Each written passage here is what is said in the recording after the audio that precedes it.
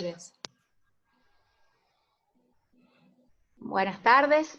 Hoy les presentamos una actividad organizada por la filial Cuyo de la Asociación Argentina de Microbiología.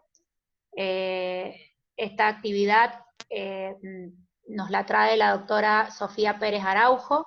Sofía es bioquímica, es microbióloga en el Hospital Humberto Notti, que es el hospital pediátrico de la ciudad de Mendoza.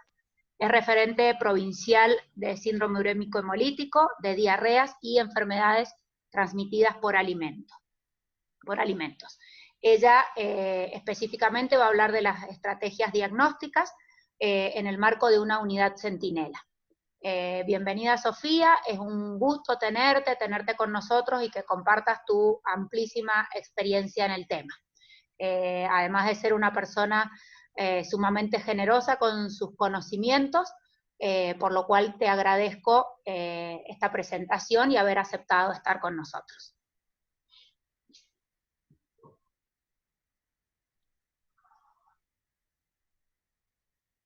Bueno, buenas tardes.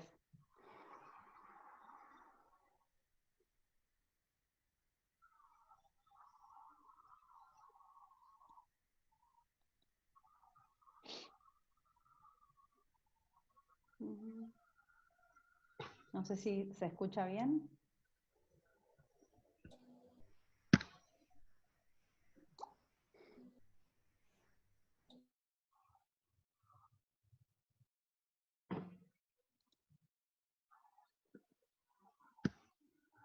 Bueno, en primer lugar agradecerles esta oportunidad de difundir un poco lo que nosotros hacemos en el Hospital Humberto Notti. El hospital es un hospital pediátrico donde funciona la unidad centinela de síndrome urémico hemolítico.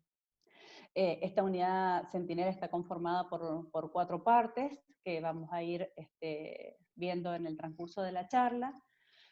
Y esas 4 partes son, por un lado, el servicio de clínica o el servicio de nefrología del hospital, donde se hace el diagnóstico, el servicio de microbiología, donde se hace, junto con el laboratorio, el diagnóstico microbiológico y se confirma el diagnóstico clínico, el departamento de epidemiología de la provincia, que es donde se hace la comunicación y el estudio en terreno junto con el departamento de bromatología, y por último el Laboratorio Nacional de Referencia, que es el Instituto Malbrán. Es donde nosotros derivamos todas nuestras muestras. A ver. Primero que nada, bueno, no vamos a hablar ni de fisiopatogenia ni de fisiopatología de SUS, solamente recordar que es una entidad clínica y anatomopatológica que está caracterizada por una tríada conocida por todos, que es la anemia hemolítica microangiopática, la trombocitopenia y la insuficiencia renal aguda. Esta tríada nos da las señales de alerta dentro del laboratorio, donde es muy importante la comunicación dentro de los distintos servicios, si es que está dividido en servicios como departamento de bioquímica o como si es un laboratorio grande donde están aparte la parte de hemogramas, la parte de hematología, de química clínica. Entonces saber en qué momento hay que alertar ante la presencia de un hemograma compatible con síndrome urémico hemolítico o una clínica donde la función renal alterada puede también estarme indicando que estamos ante un posible SU o un paciente que puede llegar a desarrollar síndrome urémico. En cuanto a la clasificación, siempre vemos 2 grandes clasificaciones, que es el síndrome urémico atípico y el síndrome urémico típico, pero esta clasificación que traigo acá no tenemos que descartarla, siempre tenemos que tenerla presente porque nos va a ayudar a nosotros a colaborar con el médico para hacer un diagnóstico certero. Entonces, en esta clasificación tenemos en primer lugar el síndrome urémico hemolítico típico, que es el de tipo infeccioso, diarrea positivo o demás, como lo vamos a encontrar, donde se encuentra una cepa o es producido por una cepa productora de verotoxina o toxina Shiga. también llamado síndrome urémico hemolítico clásico o epidémico. El síndrome urémico hemolítico atípico es de tipo de carácter hereditario, donde hay una alteración en la cascada del complemento, que también se va a evidenciar también por otras identificaciones, por otras determinaciones. El síndrome urémico hemolítico secundario a drogas o a otros gérmenes, podemos haber escuchado a una infección por Streptococcus pneumoniae, y el síndrome urémico hemolítico asociado a otras enfermedades.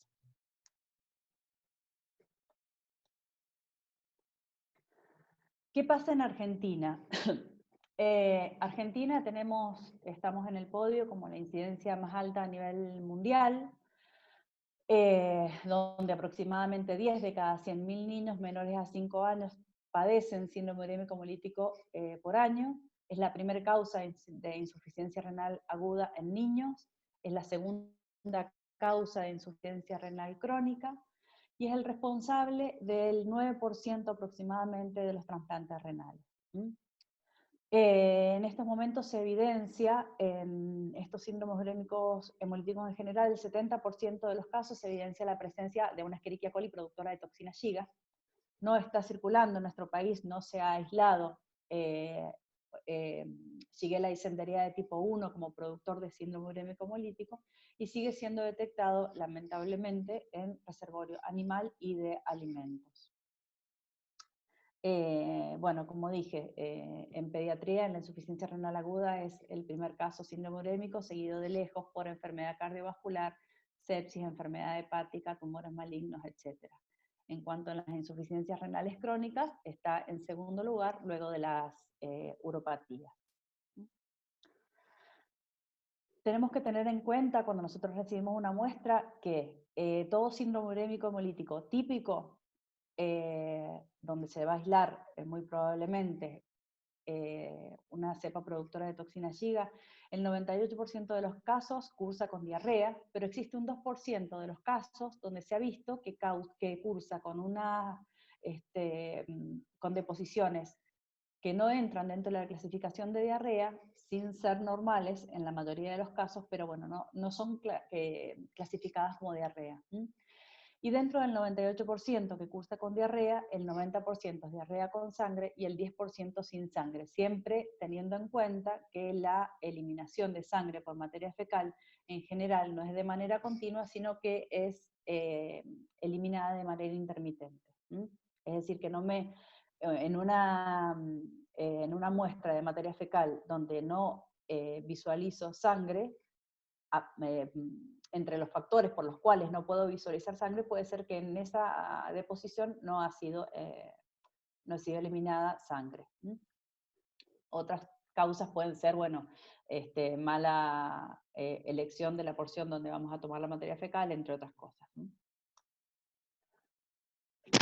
En cuanto a la evolución clínica, bueno, luego de la infección, el paciente puede desarrollar una diarrea que puede llegar desde una diarrea común, una diarrea a una colitis hemorrágica, y luego esto puede evolucionar, en el caso de evolucionar a síndrome urémico, a una enfermedad multisistémica que puede evolucionar en el mejor de los casos a la recuperación, donde muchas veces el paciente queda asecuelado, pero otras veces evoluciona hacia una insuficiencia renal aguda, desencadenando una enfermedad glomerular progresiva, y que puede llegar también a una insuficiencia renal crónica que puede quedar como secuela, y es lo que en el futuro va a llevar a probablemente a un trasplante renal.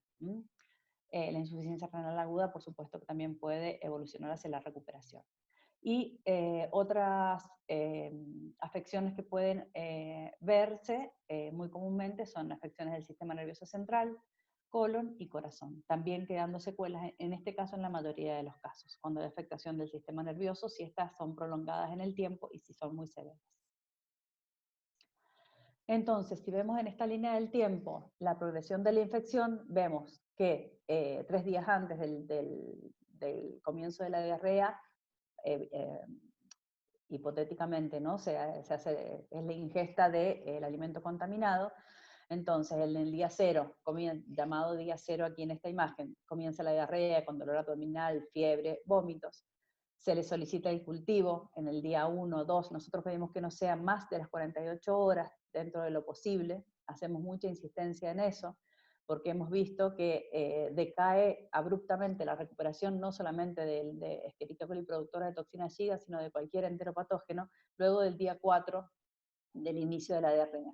Entonces, en este caso, donde es tan importante para el diagnóstico diferencial rápido y certero, hacemos mucho hincapié en que la toma de muestra sea antes de las 48 o dentro de las 48 horas.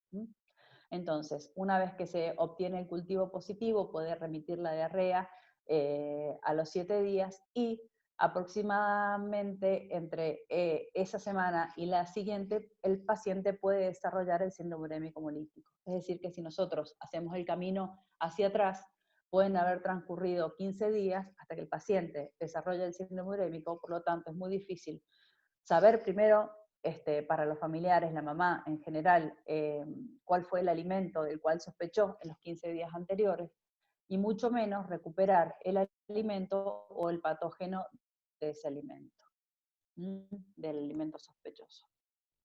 De igual manera se hace un estudio de terreno en la zona donde el paciente vive, se hace una anamnesis muy completa a la madre de los lugares donde compra los cárnicos, los lácteos, cuál es el agua que bebe el niño, etcétera, para también hacer un estudio de terreno tentativo y en caso de poder recuperar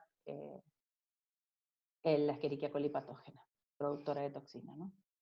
Entonces, el diagnóstico se basa fundamentalmente en el diagnóstico clínico, que lo hace clínica médica en nefrología, que son los que hacen la denuncia, y el diagnóstico del laboratorio en conjunto entre el laboratorio clínico de hematología y de microbiología, donde se hace el diagnóstico diferencial con otras patologías que no puede, este diagnóstico diferencial no puede ser dado solamente por la clínica, ¿no?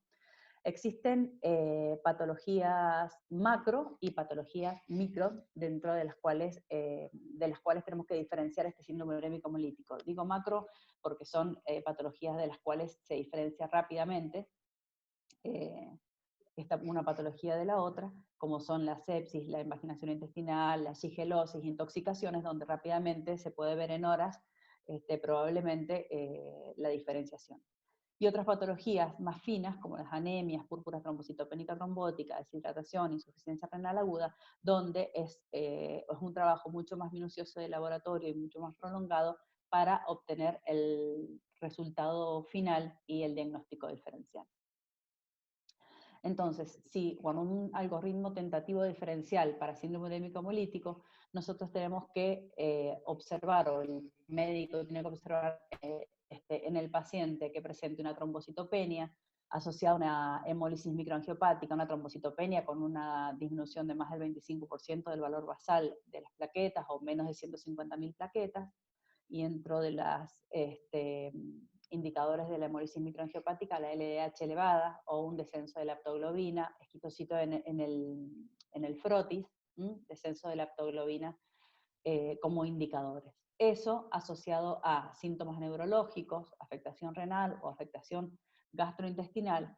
Cuando estamos ante la presencia de todo esto, sospechamos de un síndrome urémico, entre otras cosas, fuertemente de un síndrome urémico hemolítico. Pero bueno, ¿cómo hacemos la diferenciación? Se le pide al paciente inmediatamente la detección de toxina Shiga en materia fecal y se evalúa la actividad de la AM13. Entonces, si el test de toxina Shiga da positivo, evidentemente estamos ante la presencia de un síndrome urémico hemolítico típico. Pero si la toxina Shiga da negativa, hasta tanto tengamos los resultados definitivos, que son los resultados que da el Instituto Malbrán, luego de que en el laboratorio, estoy contando siempre desde nuestro caso, ¿no? Desde el laboratorio, la unidad Centinela del Hospital Noti de Mendoza. Nosotros derivamos la muestra del Instituto Malbrán y ellos hacen, en el caso de que nosotros no hayamos podido aislar en materia fecal el patógeno, ellos hacen otras determinaciones en materia fecal y suero del paciente para hacer el diagnóstico definitivo. En el caso de que la actividad de la AMS13 sea menor al 5%, bueno, ahí nos acercaríamos más al diagnóstico de una púrpura trombocitopénica trombótica. Si la actividad de la AM13 es superior al 5%, ahí tendríamos que diferenciar un síndrome urémico atípico de las microangiopatías trombóticas secundarias. ¿Dónde se hace el diagnóstico? Bueno, nosotros tenemos que diferenciar primero si, como bioquímicos, a qué nivel organizacional pertenece nuestro laboratorio donde trabajamos. El Laboratorio Nacional de Referencia es el nivel más elevado, que está en el Instituto Malbrán, como dijimos recién. Pero un laboratorio basal, que es el del laboratorio de nivel 1, es un laboratorio donde no tiene un laboratorio, un servicio o no hace microbiología, sino que solamente se limita a tomar la muestra y derivar. Y tiene que tener en claro cuál es la muestra que tiene que derivar y a dónde, a quién. Lo ideal en el camino es hacer una red donde un laboratorio de un nivel inferior lo vaya pasando a uno superior sin saltear los pasos, de manera tal que no nos sobrecarguemos todos de trabajo y se pueda trabajar de una manera cómoda y segura en cada uno de los laboratorios, ¿sí? En laboratorio de nivel 2 se hace un tamizaje también, que puede ser por un medio de cultivo, ya sea cromogénico o un medio de cultivo diferencial, y pruebas bioquímicas mínimas. En el caso de que cuente con test rápidos, también es importante que los realice para acelerar la velocidad de diagnóstico y derivar lo que no pueda detectar. Y en el caso de sí detectar el test rápido positivo, directamente derivarlo al laboratorio jurisdiccional de referencia, en Mendoza, por ejemplo, el Hospital Noti, el laboratorio del Servicio de Microbiología del Hospital Noti. El laboratorio de nivel 3, aparte de ese tamizaje, se hace seroagrupamiento con antisuero para O157 y en el mejor de los casos, si tuviera de las 2 o 3 más frecuentes, O145 y O121. Y el D3 directamente derivaría al D4, al nivel 4, que sería el servicio de microbiología del Hospital Noti, donde se hace la PCR multiplex de tiempo final para O157 y las toxinas gigas 1 y 2. Es muy importante que cada uno en su jurisdicción se haga el mapa, se organice un mapa de derivaciones para saber a quién hay que enviar y cuáles son los caminos a seguir. Bueno, antes de entrar en la parte del laboratorio, vamos a hacer un pequeño repaso de lo que es una Escherichia coli productora de toxina Shiga y una Escherichia coli enterohemorrágica, como para que quede claro la definición. La Escherichia coli productora de toxina Shiga, o STEC, es un grupo bacteriano de origen zoonótico asociado a enfermedad humana y que causa desde una diarrea no complicada a diarrea con sangre, colitis hemorrágica, hasta síndrome urémico hemolítico. Dentro de esas cepas, aquellas cepas que producen enfermedad severa en el hombre pertenecen a un subgrupo de Escherichia coli enterohemorrágico. Es decir, que EHEC o Escherichia coli enterohemorrágico es un subgrupo dentro de las STEC. ¿Qué característica tienen estas STEC? Producen toxina Shiga en una o las dos de sus variantes, STX1 y STX2, y las variantes de las mismas. Tienen una isla de patogenicidad, que es el locus of enterocyte effacing, que es el LE. Producen intimina, un receptor TIR en el gen TIR, y un sistema de secreción de tipo 3. Producen también enterohemolicina. Se han encontrado en humanos más de 150 serotipos asociados a síndrome urémico hemolítico de estas Escherichia coli enterohemorrágica, y en animales y alimentos y otros reservorios más de 200 serotipos. Es decir, que la variedad también es inmensa, por eso es importante nuestro ojo clínico y nuestro ojo crítico al momento de tener que derivar. Entonces, para que quede bien claro en este diagrama, podemos ver que podemos tener una Escherichia coli que no produzca estos factores de virulencia que provocan el síndrome urémico hemolítico. Puede haber una Escherichia coli que tiene factores de virulencia que puede compartir con otras Escherichia coli, por ejemplo las enteropatógenas, que es el gen EAE. Puede ser que tenga genes de la STEC, por lo tanto pertenece a las STEC, y dentro de esas STEC puede tener factores de virulencia mayores y se las engloba dentro de las EHEC o enterohemorrágicas. Para entrar en el tema en el que queremos hacer hincapié de lo que está ocurriendo en nuestro país y también que nuestra provincia no está exenta, vamos a traer a colación un brote que hubo en Alemania en el año 2011 por un híbrido, por una cepa híbrida, Escherichia coli, que está híbrido estaba formado por un STEC y una EAEC, o sea, una productora de toxina Giga y una enteroagregativa, y que fue una cepa de O104H4, fue identificada como O104H4. ¿Qué sucedió en ese entonces? Entre mayo y junio de 2011, o sea, un mes, se notificaron 881 casos de síndrome urémico hemolítico, que provocó 32 defunciones, 3.141 casos de diarrea. Por Alemania fueron notificados el 95% de los casos, pero también fueron notificados casos por Austria, Dinamarca, Países Bajos, República Checa, Suiza, Suecia, Polonia, Luxemburgo, Noruega, Finlandia, Francia, España, Canadá y Estados Unidos. Los hechos relevantes en este brote fue el alto número de casos que derivaron a síndrome urémico hemolítico, fundamentalmente en adultos, el 88% fueron mayores de 20 años, por eso también, eso también llamó la atención el alto número de casos que derivaron a SUB en adultos. La mayoría era de sexo femenino, el 70%, y el 50% presentó complicaciones neurológicas severas.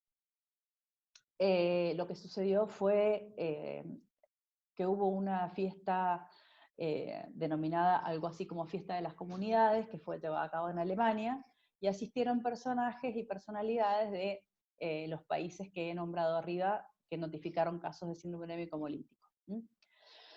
En este banquete se sirvió, entre otras cosas, semillas germinadas de fenogreco, y que fueron el alimento al que se lo inculpó de ser el probable vehículo de esta STEC, porque fue en el alimento donde se aisló esta O104H4. Se explicó por esto que fueran el 88% adultos, porque los niños no asistieron a esta reunión, la mayoría de sexo femenino, porque en general el sexo femenino es el que consume más ensalada y verduras, y las complicaciones severas fueron explicadas posteriormente cuando se hizo el análisis genético de la cepa. ¿Qué se detectó como principal, que llamó principalmente la atención? Bueno, que compartían genes con Escherichia coli enteroagregativa. Si recuerdan en el diagrama anterior, vimos que a veces STEC compartía genes con EPEC, el gen EAE. Pero en este caso no solo no compartía, era EAE negativa, sino que se detectó un gen denominado AGGR, que es específico de Escherichia coli enteroagregativa. Lo que hace este factor de virulencia es permitir o favorecer la adherencia al enterocito, por lo tanto cuesta más la eliminación de intestino. Y también se aisló, bueno, toxina Giga de tipo 2, es decir, que estábamos frente a un híbrido. Junto con esto se detectó la presencia de resistencia múltiple, presentaba una beta-lactamasa de espectro extendido junto con una beta-lactamasa de espectro ampliado. Había una amplia resistencia a los antimicrobianos. En Argentina, todos estos datos que les doy son aportados por el Instituto Malbrán, pero en Argentina en el año 2015 se detectaron 3 finalmente, pero bueno, el primer caso fue un niño de 7 años y 8 meses.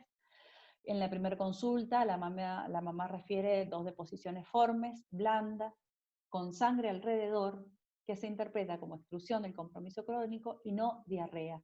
Esto estaría dentro de ese 2% que vimos recién de los síndromes urémicos que cursan sin diarrea. Esto no sería clasificado o no calificaría para hacer una diarrea, pero sin embargo al día siguiente, bueno, el niño presentaba 38 grados de temperatura, vómitos, cefalea intensa, irritabilidad intensa. Y al día siguiente comienza con ictericia, oliguria,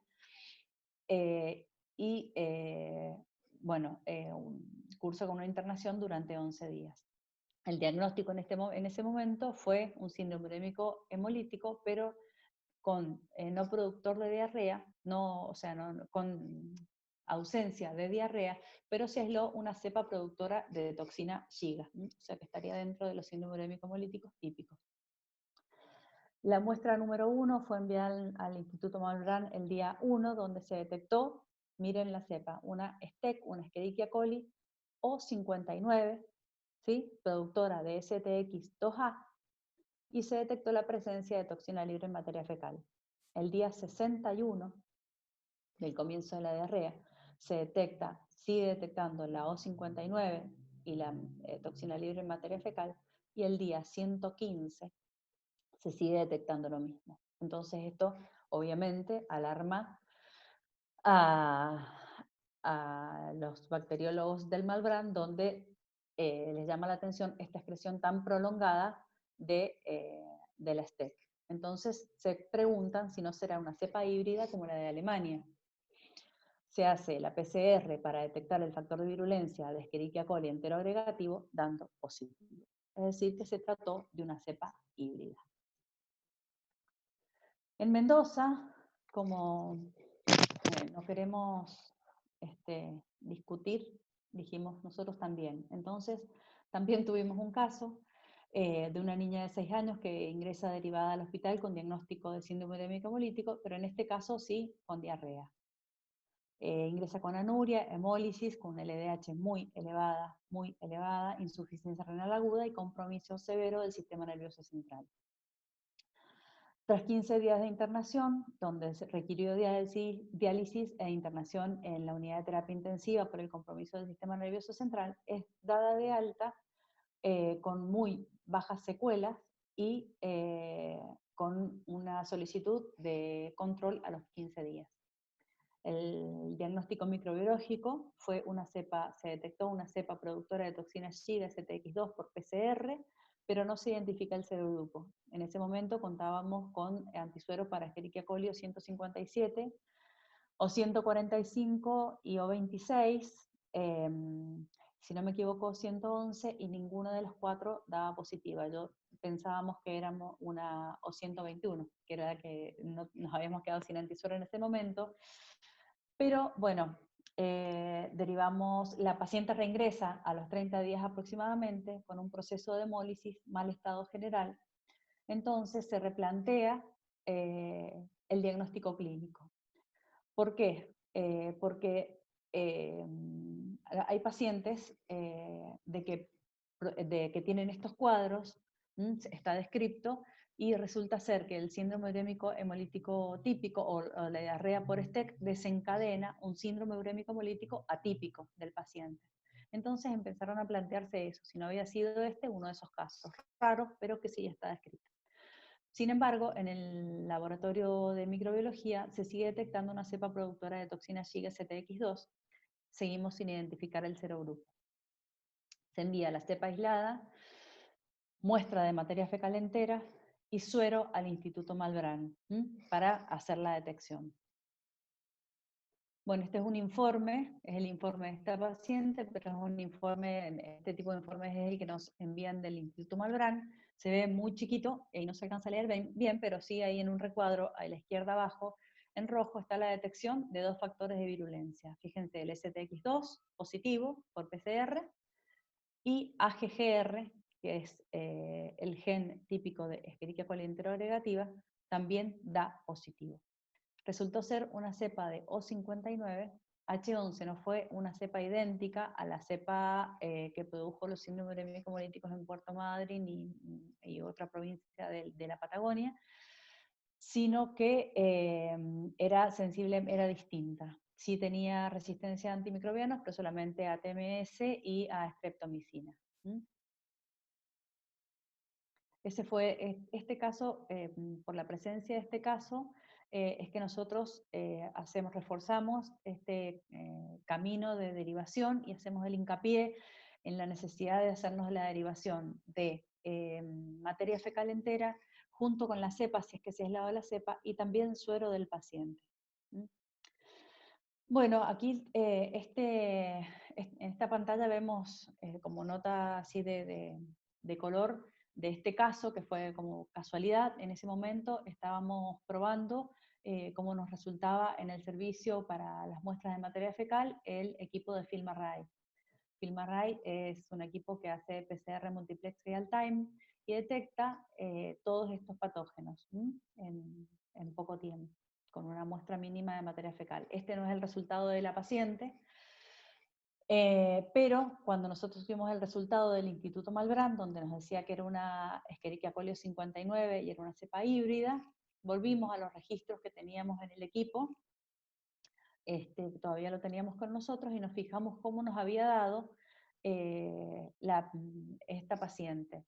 Nosotros habíamos visto que en esta paciente estaba la presencia de toxina Shiga libre, es decir, que estaba tildado ahí donde dice Shiga-like toxin producing Escherichia coli, y no aplica para E. coli 157, es decir, no se había detectado E. coli 157. Entonces asumimos que era una cepa productora de toxina Shiga y que no era una O157.